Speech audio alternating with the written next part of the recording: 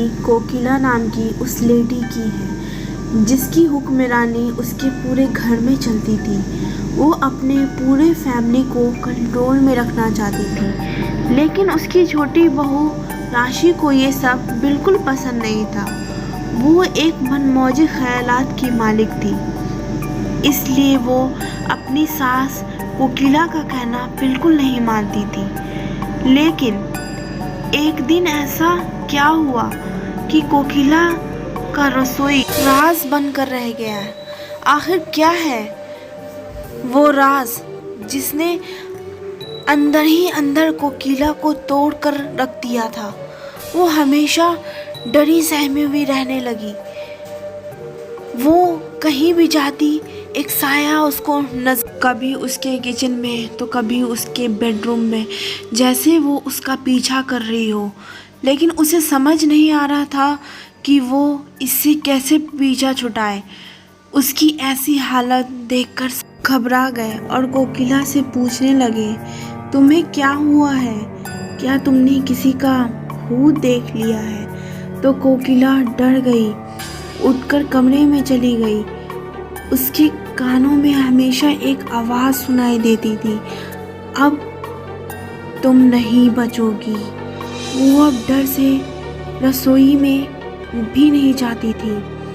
एक रात जब वो पानी पीने रसोई में गई, उस वक्त उसे लगा कोई उसके पीछे खड़ा है। फिर वो आत्मा उसके सामने अचानक आ गई और बोलने लगी, मैं तुम्हें नहीं छोड़ूंगी।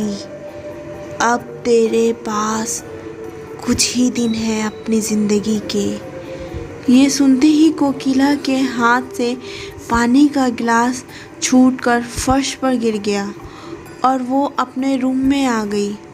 वो जैसे ही सोने जा रही थी, उसे लगा दरवाजे के पास कोई औरत खड़ी है जो उसे लगातार घूरे जा रही है। दूसरे ही पल वो धीरे से बोल रही थी, कोकिला। थोड़ी ही देर बाद उसके बेड के ऊपर हवा में तैरने लगती है और कोकिला बोली, प्लीज़ मुझे माफ़ कर दो, मुझसे अनजाने में भूल हो गई। मैं अब ऐसा कभी किसी के साथ नहीं करूँगी। दरअसल वो आत्मा कोई और नहीं, वो आत्मा उसकी छोटी बहू राशि की है जो अपनी मौत का बदला ले रही थी। जब सुबह हुई तो कोकिला ने पूरे घर को बता दिया कि उसके साथ इतने दिनों से क्या हो रहा था। सब सोचकर दंग हो गए और ये भी बता दिया कि उसने कैसे राशि की जान ली।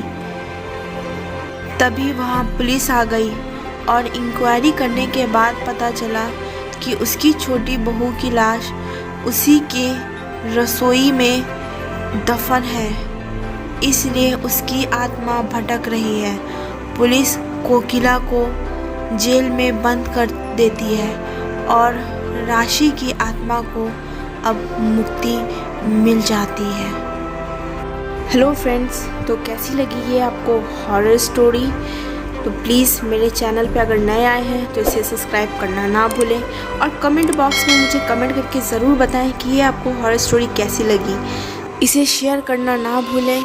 अगर आपको ऐसी और भी कहानियाँ सुननी है या अगर आप अपनी कहानी, अपना एक्सपीरियंस मुझसे कुछ शेयर करना चाहते हैं तो प्लीज़ मुझे इंस्टा पे फॉलो करें और मुझे वहाँ कहानी सेंड कर सकते हैं ताकि मैं आपकी कहानियों को अपनी आवाज़ दे सकूँ। तो friends, till then keep watching.